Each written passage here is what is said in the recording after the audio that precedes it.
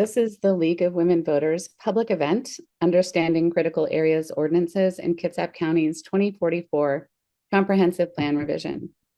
First, I'd like to acknowledge that our homes and gathering places in present-day Kitsap County are within the ancestral territories of the Suquamish and S'Klallam peoples, who have lived in harmony with the lands and waterways along Washington's Central Salish Sea for thousands of years. Here, the Suquamish and the S'Klallam live and protect the land and waters of their ancestors for future generations, as promised by the Point Elliott Treaty of 1855 and by the Point No Point Treaty of 1855. So a little about the League of Women Voters before we get started. The League of Women Voters is a nonpartisan political organization. We encourage the informed and active participation of citizens in government. The League acts in support of or in opposition to selected governmental issues that its members have studied. It does not support or oppose candidates, factions, or political parties. This event has been organized by the Bremerton Central Kitsap Unit and in particular League member Maureen Servinsky. My name is Amy Lawrence and I'm also a member of the League of Women Voters.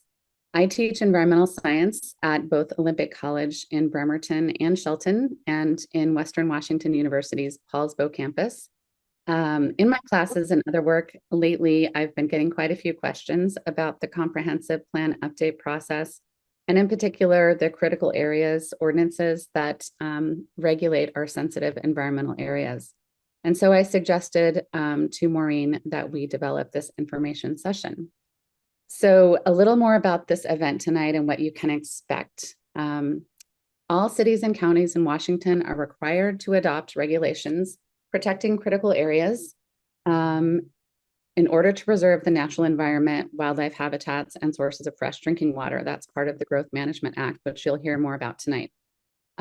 We hope through this program to learn the basics of Critical Areas Ordinance or CAO establishment and what changes are being considered. And to that end, we'll be speaking with Carla Lundgren and Colin Poff, who are both planners with Kitsap County Department of Community Development. And I'll turn it over to them in just a second. As far as the structure for tonight, we will have Colin present first. He'll speak for about 15 minutes, and you'll have an opportunity to ask questions at that time. Then we'll have Carla present for another 15 or so minutes, and then there'll be more time for question and answer after that. The way we're going to ask for questions in this seminar format is for you to type your questions in the question answer box, and we will be reading through them and having Carla and Colin address those questions. If you have any immediate concerns about technology or any other really issues that you want to address quickly, you can put those in the chat. And you should note that we will be recording the session and posting it along with the materials to the League website. So that's my introduction. I'd like to turn it over to Colin, and he will be presenting first. Thank you, Colin. Thanks, Amy. Appreciate it. I'll introduce myself. I'm Colin Poff, Long Range Planning Supervisor with Kitsap County. I'm also here with Carla Lundgren. Carla, why don't you go ahead and introduce yourself now as well? Sure. Carla Lundgren. I'm a long-range planner with Department of Community Development with Kitsap County. Specifically the project lead for the Critical Areas Ordinance and also contributing to the comprehensive plan update. Great. Thanks, Carla. Yeah, Carla and I work together in the same division of long-range planning. So at Kitsap County, we have a small group of long-range planners that do this work of the comprehensive plan of the Critical Area Ordinance, updating our zoning codes, things like that. We also have a different division of current planners. Those are the folks that review permits and new development coming in and things like that. And we also have environmental programs. So they lead a lot of our just environmental programs and grant funded work that we do, restoration work, things like that. And so like Amy was saying, I will start with just a brief overview of what is our comprehensive plan and where we are with it and kind of the framework that we plan in. That will lead to Carla, who will talk about our Critical Area Ordinance update, which is done in conjunction with the Comprehensive Plan update. They're both required under the Growth Management Act, overseen by the Department of Commerce. So they are separate projects, but they are definitely run concurrently and interact with each other. So it's good to have both here in the same presentation. So I'm gonna go ahead and get started. I also want to reiterate what Amy said.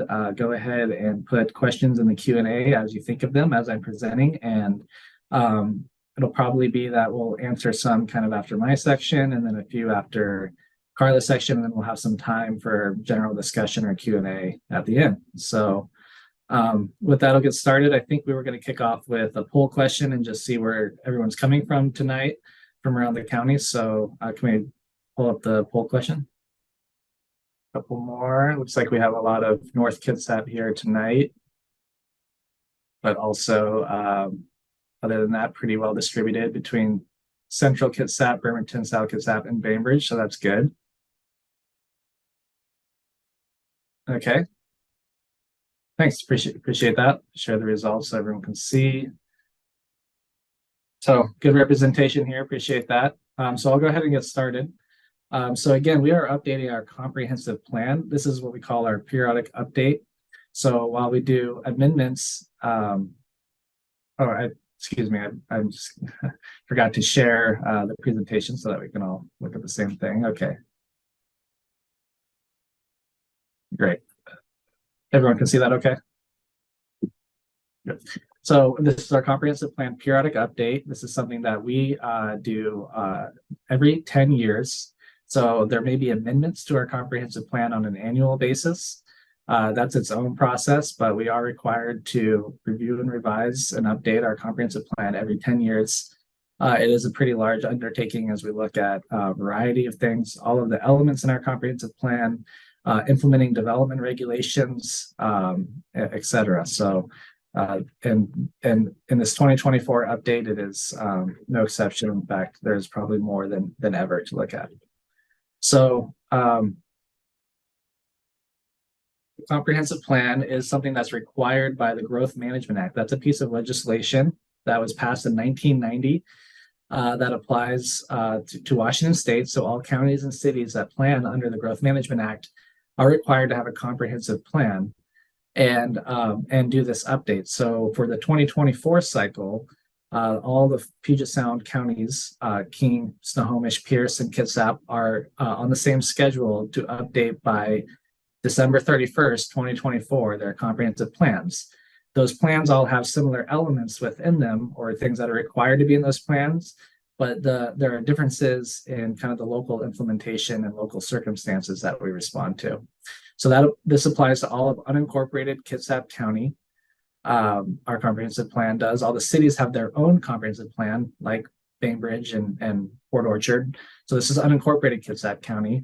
It does not apply to tribal lands. And what the comprehensive plan is, it's a document that is a framework for how the county will take action in the future and what we want to look like 20 years from now. So we're planning for a 20-year time horizon through 2044. So we call it Kitsap 2044. This comprehensive plan will direct growth or actions on how we grow and where we grow in the county, how we plan for our infrastructure, our environmental protection, housing choices, and much more. So what is a comprehensive plan? What you see listed over there are the different elements, or you could call them chapters within a comprehensive plan. So if you open up our plan now, which was last updated in 2016, you will see all of these chapters are already there with the exception of climate change, which is a brand new one, and I'll get to that. But we are adding the climate change element. So we have land use, which talks about things like zoning and the size of our UGAs. That's our urban growth boundaries. So a very important aspect of growth management planning and comprehensive planning is the distinction between urban areas and rural areas. So having a correctly sized urban growth area where we can direct urban growth and services and things of that nature, very important. We have an economic development chapter, an environment chapter. Kitsap County has a lot of wetlands, streams, hundreds of miles of shoreline. So very important. Transportation chapter, that's motorized and non-motorized transportation and transit. Parks, Recreation, and Open Space chapter, capital facilities, which could include things like a sewer pump station or making sure that we have schools, things that we have enough to service the growth that we're expecting. Housing and Human Services, sub-area neighborhood plans. So actually having a separate plan for certain areas. For example, Kingston and Silverdale have their own sub-area plans. And then again, climate change, a new chapter that we're planning for. So the Growth Management Act, again, is really a crucial aspect of planning, especially on the county level for Kitsap County. And it sets out 15 goals for us to plan for. There used to be 14, and now again, climate change is added as a 15th goal. So we need to find the balance between all of these things, which is sometimes easier than other times. So first and foremost, again, the importance of urban growth. When this act was passed, it was about protecting our rural lands, protecting our agricultural lands and forest lands. So really managing urban growth and reducing sprawl, but also all these other goals that you see here: housing, property rights, the environment, public participation.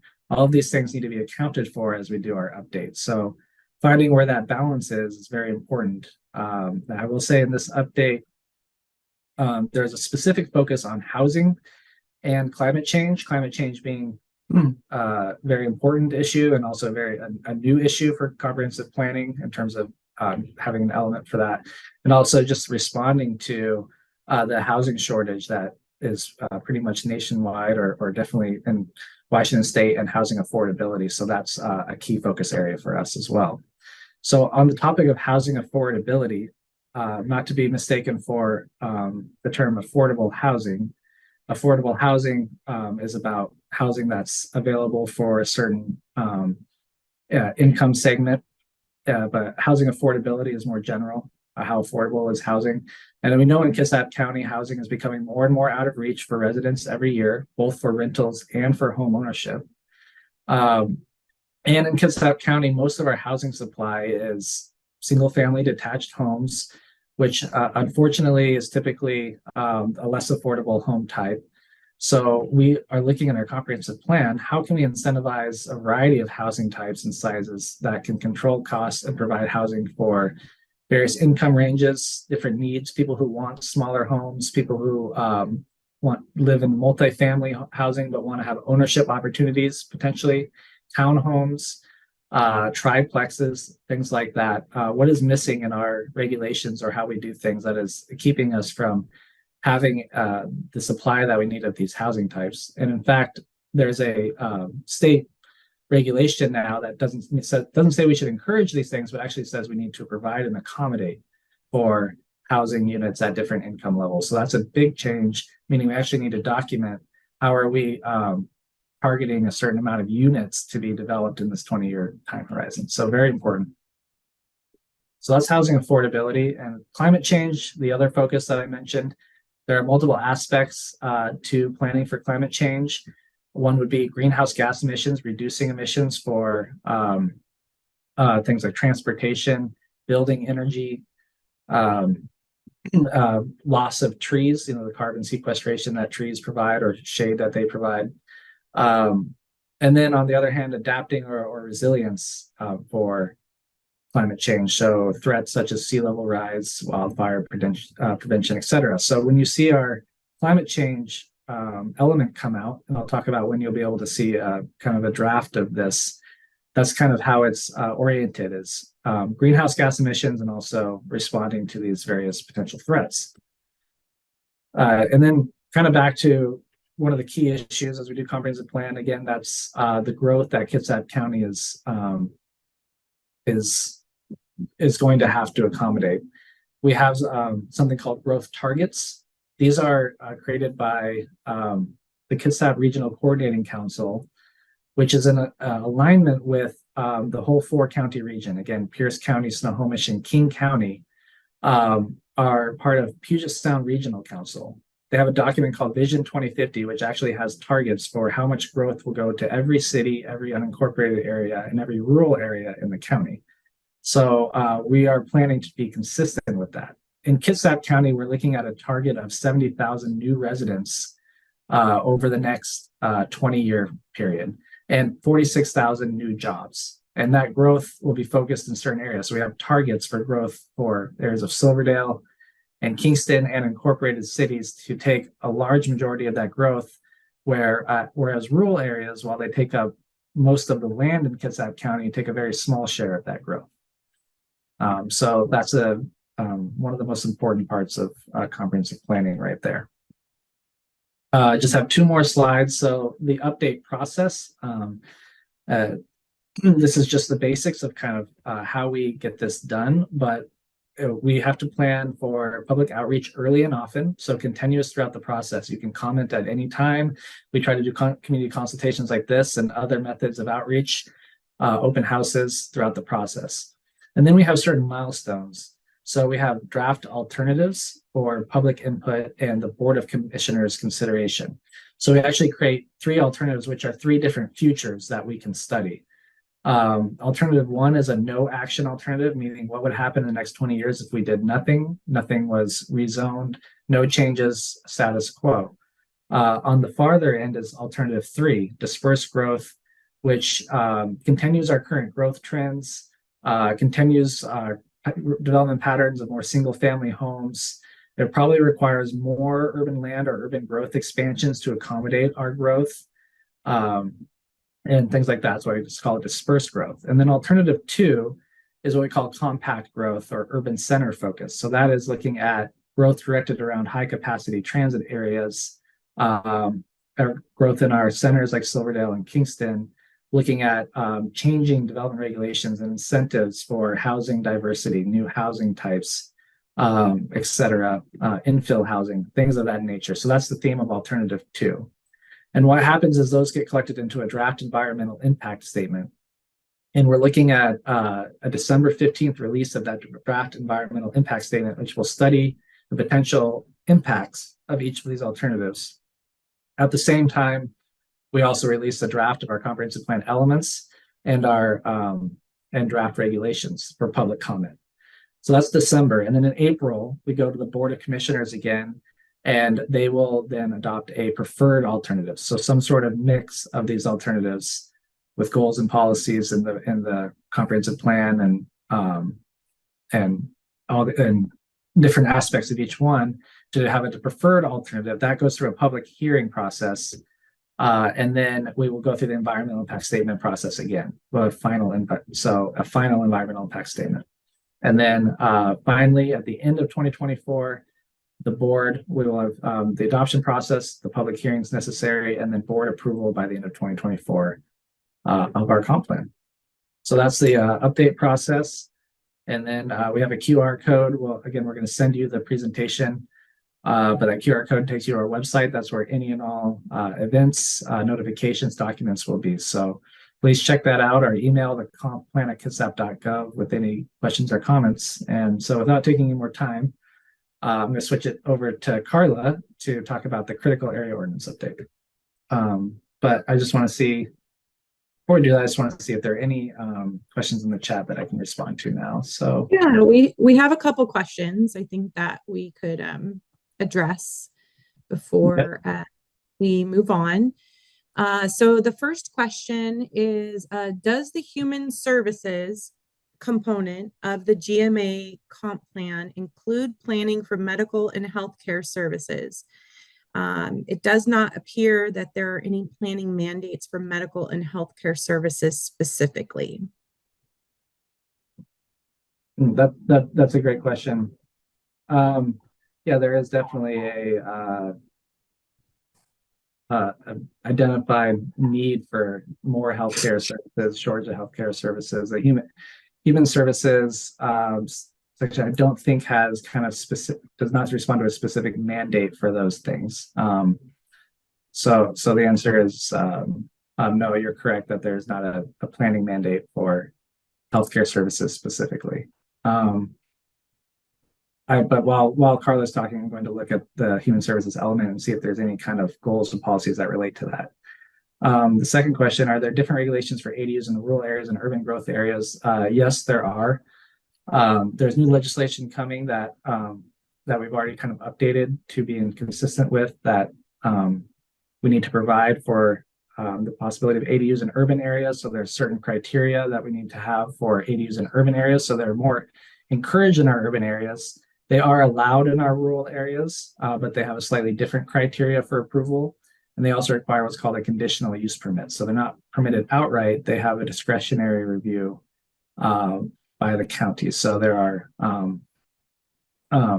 it is not as streamlined of a process to get an ADU in a rural area. However, it is possible. The other one, how do you plan to maintain the quality of life we've enjoyed in Kitsap County with a 71,000 person increase in population? That's a great question. I think the quality of life is one of those less tangible things that I do think the comprehensive plan process is important to address, and I think it does address. So it's kind of like, what character do we want to maintain in Kitsap County as it grows? Not just where does growth go, but how does that growth occur? What does it look like? Are we retaining our parks, recreation, and open space, our tree canopy, allowing for multimodal transportation, having developments that have good access to services and biking, walking, and getting to commercial areas, all of these things that play into the quality of life, our rural character in Kitsap County. So good question, and one of those things that we are definitely always thinking of as we plan for growth. So appreciate that. I think we'll get some more questions at the end. I'll turn it over to Carla. Thank you.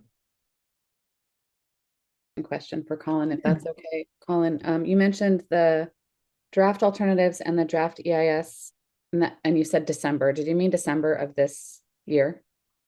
Yeah, December 2023 for the draft. Coming right up. December 24 for the final. Yeah, thanks. The final. Okay, got it. Thank you.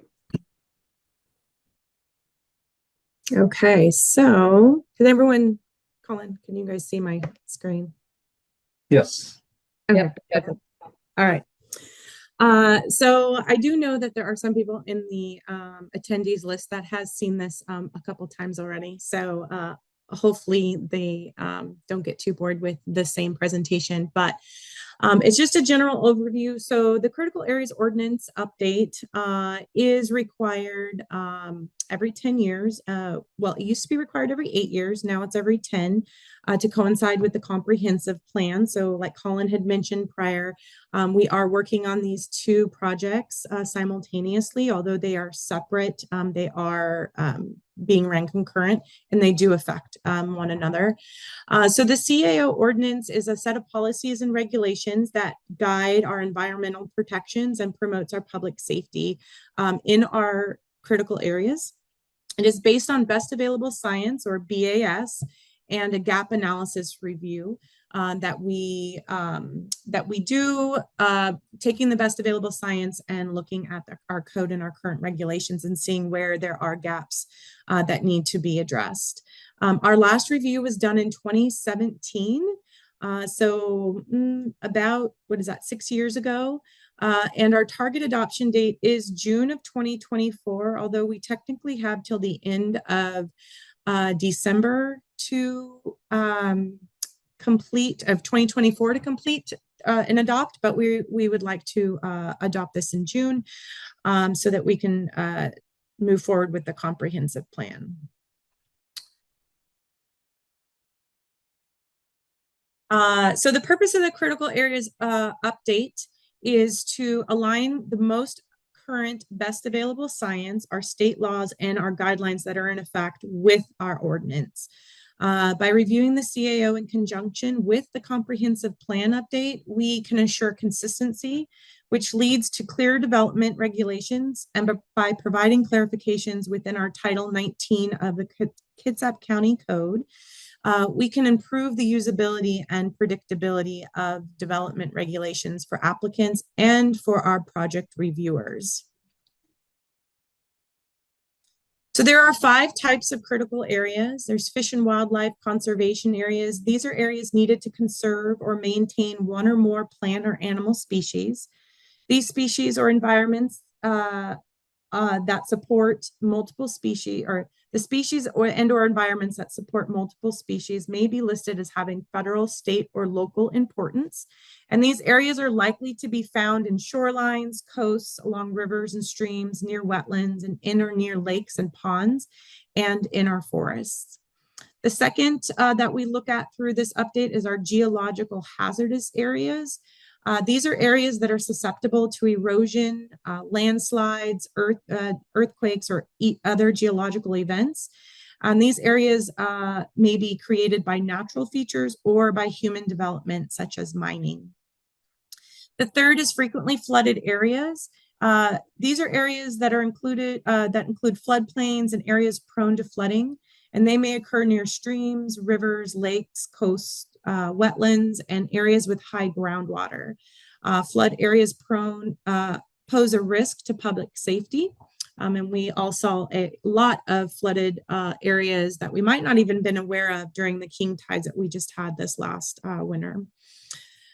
So the fourth is the critical aquifer recharge areas. And these are lands that recharge our groundwater aquifers, which are our source of drinking water. An aquifer is a geologic formation that readily transmits water to wells or springs. An aquifer is filled or recharged by water that filters through the ground. And aquifers can be unconfined or closer to the surface and connect with the water table, or confined deeper underground. And finally, we have our wetlands. Wetlands are areas that are frequently or permanently saturated with water, such as marshes, swamps, bogs, or other similar lands. And wetlands may be naturally present or intentionally created. Many wetlands in Kitsap County still need to be identified. So our second poll question is related to these types of critical areas. So out of, I guess I'll ask it this way. What percentage of land in Kitsap County do you think has one or more critical area present? So there should be 4 choices that pop up. So out of these 4 options, what percentage of Kitsap County do you think is covered by one or more critical area? And many of our lands or parcels in Kitsap County have one or more, or more than one, I should say. So I've been on the road, so to speak, doing this presentation for a while, and I think that people are catching on. Usually, initially, when I first started asking this question, a lot of people would guess wetlands, and it's actually our critical aquifer recharge areas at 66%. Oh, I jumped to the next question, sorry. So 66% of our lands in Kitsap County are covered in critical areas. And then the next question was going to ask which critical area did you think was the most prevalent? And I gave away the answer already, but that would be the critical aquifer recharge areas are our number 1 critical area in Kitsap County. So this map represents a bird's eye view of how much land is actually covered by critical areas in Kitsap County. Again, with 66% of the land, so the pink area is all critical areas, 1 or more, and the aquifer recharge area is the most prevalent. So there are several different elements of the CAO update public participation plan. We have several public engagement opportunities like this one. It's a huge part of the process, is engaging the public and the residents throughout this process. We also provide a project webpage with project-related resources and status updates. And it also includes staff contact information for ease of providing feedback, asking questions, and requesting additional community consultations. We also have gotten out to our community advisory councils and been in contact and done presentations there. we will continue to do that throughout the process. We also provide Gov delivery emails. If you've signed up for those, you get notifications via email. We have a monthly newsletter that goes out. And we have a detailed flip book on our webpage that has important information about critical areas and about the formation of our technical advisory working groups. So our working groups are another big element of this process, and the purpose is to provide technical recommendations on the best available science and our code updates. So the groups, there are 5 groups, one for every critical area, and each group is consisted of standing members and technical experts. So the standing members are invited to attend as many of the meetings as they are able to attend. And these are representatives from the local tribes and community organizations with expertise in planning and critical areas. And on the next slide, you'll see the groups in which are included in this round of working groups meetings. And then our technical experts are staff from appropriate state agencies. So that would be like Department of Ecology, Fish and Wildlife, and Kitsap Public Health, Kitsap Public Utility District, and so on. So our working group members include the technical experts are on the left, and the standing members are on the right. So we have invited every tribe within the area to participate. And we've also invited 2 different groups sort of representing the building or the development community, and that would be Kitsap Alliance of Property Owners and Kitsap Building Association. And then we've also invited and included 2 groups that represent more of the environmental side, and that would be the Kitsap Environmental Coalition. I know this says group, but it's actually the coalition, and FutureWise. We've had our first round of working group meetings already. Those all happened at the end of July. And in that meeting, we really went over what the best available science summary was providing, and then also the gap analysis review that our consultants provided us as well. We will be scheduling second round of working group meetings coming up. We, as we start to draft some code that the groups can look at and we can work through together. So geological hazardous areas is in the process of being scheduled here coming up in October. And then as we work through each of the other critical areas recommendations, we will be scheduling those as well. Some of these groups might require more than 2 meetings to get through everything that we need to accomplish or would like to accomplish. And because they have more updates to make, and some of the groups may only need to meet twice just because there's not a lot of changes being recommended. So best available science is a Growth Management Act requirement.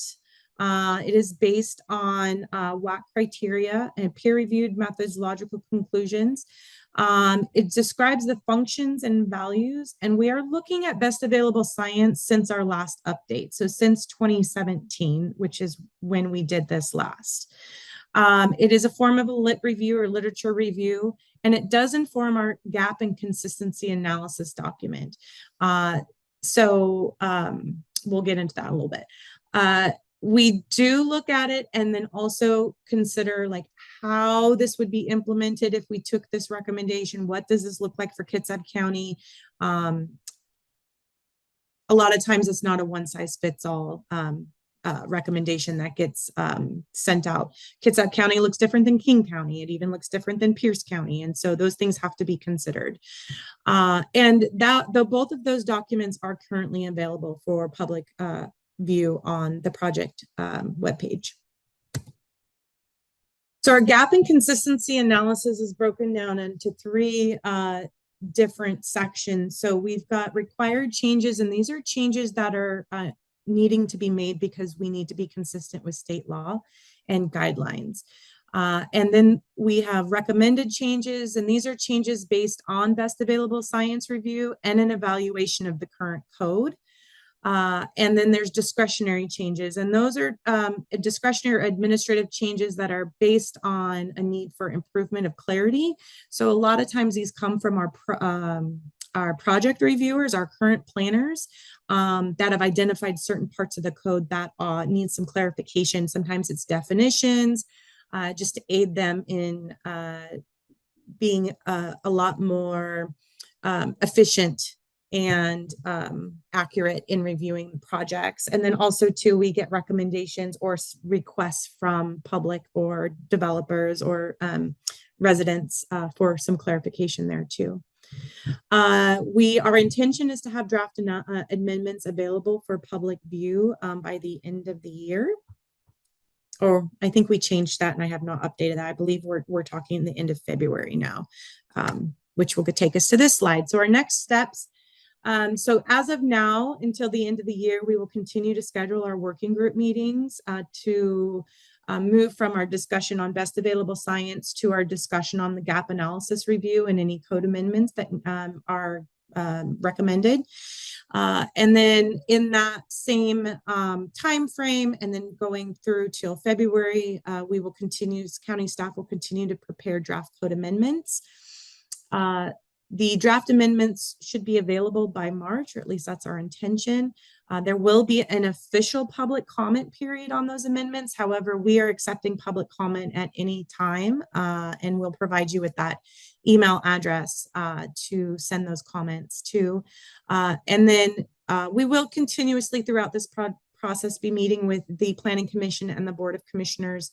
We just didn't include it on this slide as far as dates. And then our target adoption again is June of 2024. So that is a lot of information. There's more information. All of the information I shared is available on the project webpage, which is listed on this slide. You can also get there through the QR code. You can send any comments or questions to codeupdates@kitsap.gov, and that email address is actually is good for any code updates that we do, but including the CAO. The comp plan is the only one that has its own special email. And then you've got Colin's email address there and my email address there as well. So with that said, are there any questions?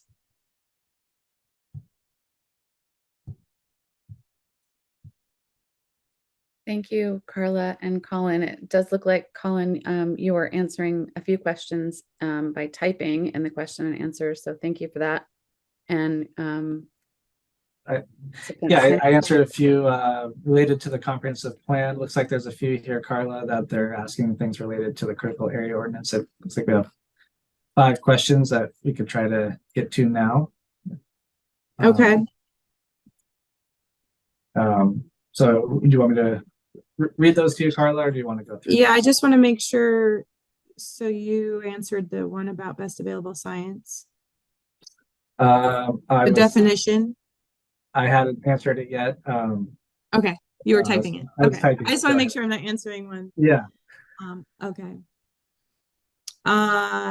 Yeah, I can go through some of these, and if I don't have an answer, perhaps you do, or we will get an answer down the road.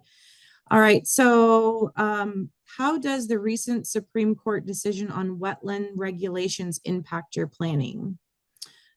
I'm unaware of what specific recent Supreme Court ruling. I don't know if Colin is aware of that and has an answer. I can give a basic answer to that. There was a Supreme Court ruling on waters of the U.S. And excuse me if I don't get this perfectly right. I haven't studied it lately, but waters of the United States. And so when someone goes to fill a wetland, they need to get federal permits. And so the Supreme Court decision was about a case in Idaho where someone challenged that they didn't have to get those federal permits for a wetland because it did not have a surface water connection to a water of the U.S. Something like that. And so the Supreme Court found that yes, they did not need to get that permit to fill a wetland. Now, does it have an impact on our critical areas? As far as we can tell, not as much. In a place like Idaho, they really don't have the state review that we have here in Washington State. So the local review is pretty strong in that the ability to fill those wetlands would be already difficult to do at a local level. So whether or not you get to the point where you could go and try to get those federal permits, you still have to get that local review. So it doesn't have as much of an impact in Washington State, but it does seem like it's going to have an impact in states that don't have as many environmental protections as Washington does. Thank you, Colin. Yeah. All right. So another question. Did you want to answer the question about the definition that we use for best available science, since we're and I had a chance to look at these before you did too, Carla. So I know I'm just looking at so I could because I do know that the best available science is the WAC, the Washington Administrative Code, has an actual definition of best available science or criteria. That's in, when I Googled it, chapter 365-195. So if there's a question about what is and isn't, it needs to at least meet that criteria for best available science. What was the chapter 365-195. And then the question about that, I think I'll look in to see if I get some more info, but I really don't know more specifics on the Supreme Court ruling. But I'm glad people are interested. It's definitely important. Yeah, absolutely. All right, so I will ask this question out loud. If critical aquifer recharge areas are so important to Kitsap County, why is the county building its new North Kitsap Service Center over a critical aquifer recharge area? Yeah, I don't have an answer for that, as I'm not specifically involved or aware of where the county is putting their North Kitsap Service Center. I think that's the one off of Bond. Is that the one off Bond? Yeah. Okay. And all I can say is that I know that regardless if it's the county or if it's a developer or a resident, the county goes through the same process as far as the environmental studies and surveys and anything that's required to develop a specific parcel. The county is also required to do all of that, including any mitigation or any avoidance that may be required. So that's all I can speak to on that specifically, as I was not part of that process. Let's see. Are there any stronger incentives or penalties planned for logging of private land? And could you provide some information on the county's monitoring of land clearing and logging companies? I live in an area near a shoreline where acres and acres and acres of established cedars and firs were logged in 10 days. Loggers were working from early in the morning until late at night, and the county could not provide information about if the logging was permitted until well after most of it was logged. I know that the county works with the Department of Natural Resources for their permitting process. We used to require specific permits to come in directly through us, and now depending on what the permit request is, depending on the level of it, it gets routed to Department of Natural Resources. So this may not have been a situation in which the county had much involvement or knowledge. But I know that we are coming, and Colin can speak more to this because he's more involved in this than I am, coming out with a tree ordinance coming up soon for better protections and controls of clearing. I don't know, Colin, if you wanted to add to that or. Yeah, yeah, it just really depends on, like you said, Carla, the kind of logging. So it gets pretty complicated. What we're looking at in terms of tree retention replacement is probably more oriented towards urban areas to start. The permits that people get in rural areas are there's already kind of, like Carla was mentioning, established processes that may or may not involve DNR. So I don't know what this logging is referring to. We certainly have regulations about how much clearing you can do for converting land from logging to housing. We have regulations about obviously our critical areas and shorelines and not being able to clear those critical areas. So it really depends. And of course, if this is referring to something like code enforcement, that's another process. If someone had gone and done logging without permits, then that's a code enforcement action. And I wouldn't know what the county's been able to do about this specific situation. But again, it may, there's commercial scale logging that happens in Kitsap County, and then there's logging that happens for conversion of land to another use, and those just have different different rules that apply. So it's hard to say. But, yeah. Could I just interject one thing? I think maybe, and you guys correct me if this isn't right, the type of permit is called a forest practice application or an FPA, and I think Yes. you can look those up online through the county, not you all, but the Department of Natural Resources, I think.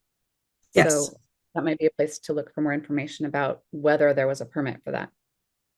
So Yes, and that's exactly the step that the county used to do, and now it's just being redirected to the applicant or to the developer to go directly to. We've kind of, in some instances, taken us out as the middleman for efficiency and whatnot. So at least that's my understanding of why it was done. But yeah. And sometimes too, depending on, like Colin said, the logging of private land, if there's critical areas present, then obviously that's something that is a code compliance issue, code enforcement issue, potentially. If it's logging private land for their own profit, there's a whole nother set of rules. And yeah, like Colin said, it can get complicated. It really depends on the situation. All right, so it looks like we have about 10 minutes left. So I want to make sure that we get through. We've got some questions still coming in. So I don't know exactly if I understand this question, but I will ask it. It says, how do you coordinate with cities and sub-area plans? Colin, that's more of a comp plan question. So I don't know if you fully understand the intention of that question. Or... Yeah, I guess how do we coordinate with the cities and Kitsap? Yeah, that's always the challenge, because we're all doing our own thing at the same time. We do have what's called the Kitsap Regional Coordinating Council, and that meets fairly regularly. First of all, they met to create what's called the countywide planning policies. So there's the comprehensive plan, above one level above that, the countywide planning policies. So very similar to a comprehensive plan, but applies countywide. And that's done by the Kitsap Regional Coordinating Council. So those people actually do get in a room and they look at growth targets. They look at different policies that apply to the counties. And then all of our own comp plans need to be consistent with that. So I think that kind of answers the question. Okay. But it's, I could always do better. I mean, coordinating is always a challenge, and I feel like what's something we can always do better with. Mm-hmm. Okay, so it looks like we have two more in the Q&A, and then I think we have maybe a one or two in the chat. This question says, I recently saw some data that showed that Kingston has enough already approved developments underway to meet the targets for Kingston that the county has provided. Assuming this data is accurate, would that mean that Kingston would not need to expand its UGA for the purpose of accommodating any more growth?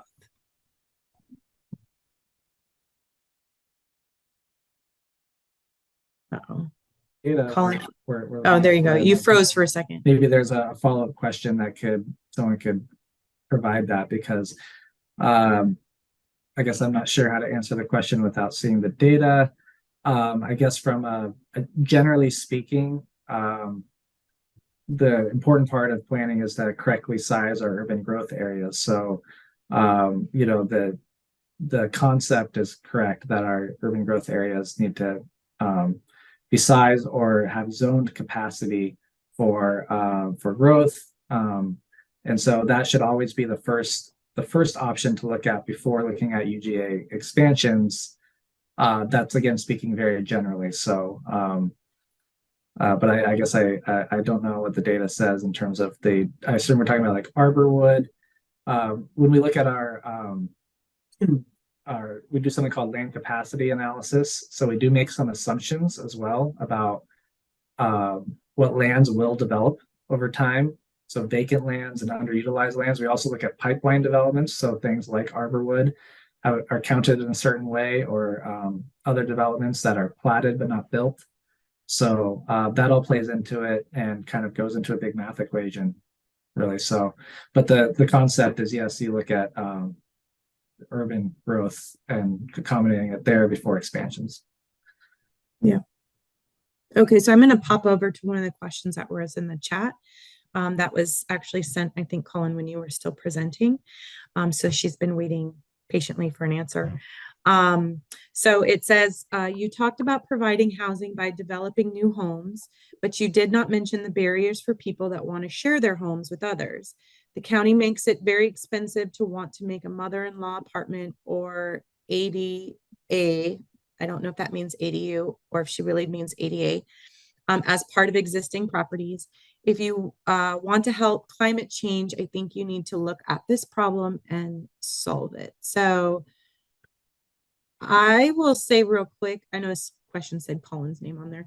I do know that the county is looking at ways to reduce the cost and the cost burden for the construction and the development of ADUs, or mother-in-law apartments, as some people know them as.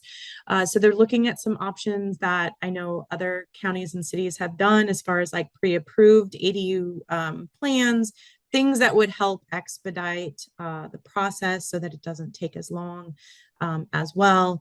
And so I just wanted to add that, as far as like what the county's looking at, as far as reducing the cost burden and the and increasing the turnaround time for permit review.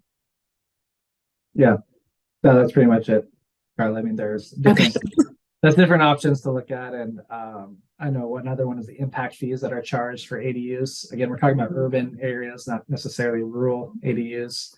Impact fees that are charged, looking at potentially having lower impact fees. Pre-approved plans, like you said, Carla, is something that other jurisdictions have done.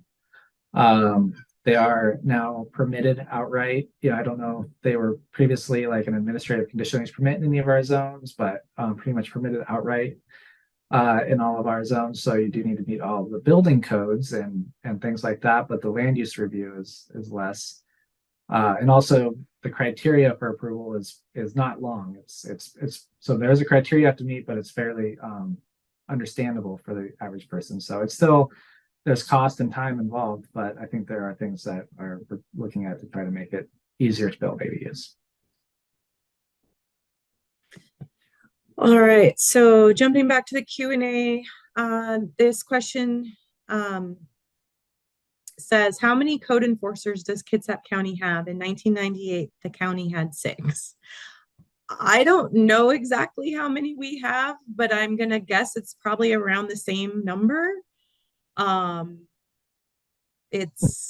don't know. Do you know exactly how many we have? I wish I knew exactly. Yeah, I don't know if it's I'm gonna say it's give or take around that same number.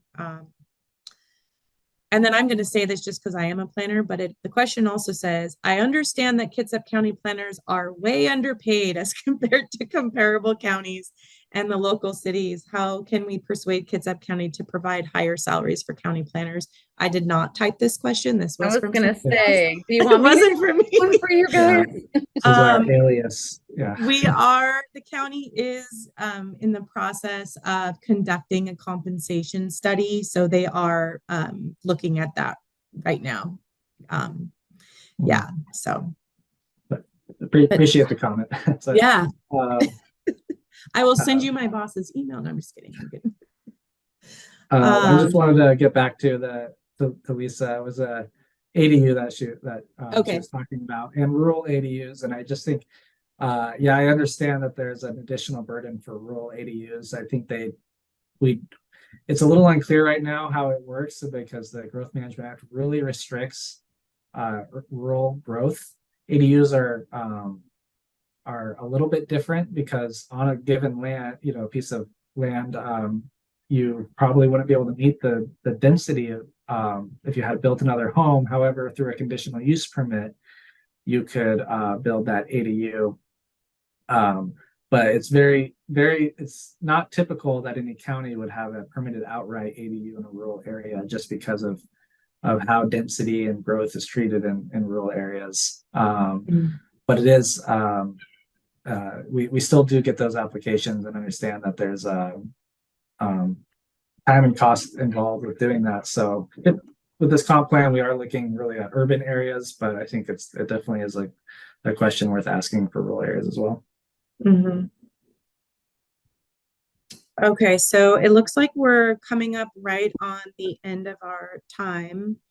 There were two more questions, one in the chat and one in the Q&A. I can address one real quick if we want to do that. So the question in the Q&A says, in the description of frequently flooded areas, are areas like that around Point No Point, which are protected by a created sand berm and flooded during the king tides, expected to be permanently protected, or will the marsh be restored there? And Colin, please correct me if I'm wrong. I believe there is a restoration project planned for that area. I don't know any of the details about it. And there's definitely talk and movement towards that, protecting that area, especially after what we saw in the king tide. So if that when we discuss the frequently flooded areas in our working groups, there was talk about, do we, and not specifically for Point No Point, but it could apply, increase height or distance, or, all of the different conversations kind of came back to that example because we saw it with our firsthand of what can happen. So I don't know if you have anything to add to that, Colin. No, that's right. I don't know more about it. I wish Kirby was here to talk about restoration. I know. But you're right, and those conversations are also like frequently flooded areas are defined as those areas that are in the FEMA floodplain, and we kind of know from firsthand experience that doesn't always cover all the areas that flood in the county. So maybe it's time to look at how can we think about areas that aren't necessarily in the current FEMA floodplain, but we need to start planning for flood events like this. So your question, the first one to ask that question.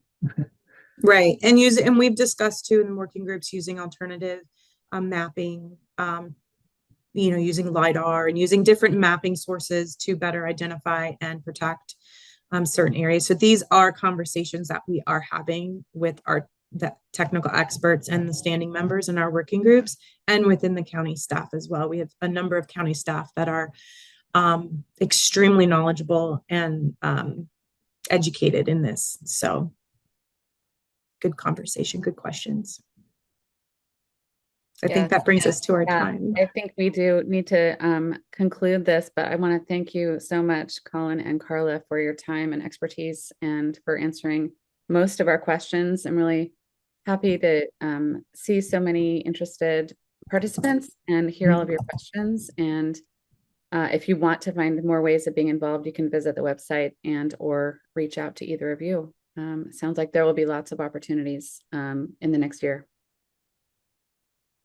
Yes. And I just put both of our emails in the chat, so we're available. Wonderful. All right. Well, thank you everyone for joining us tonight. And we will conclude our seminar. Thank you.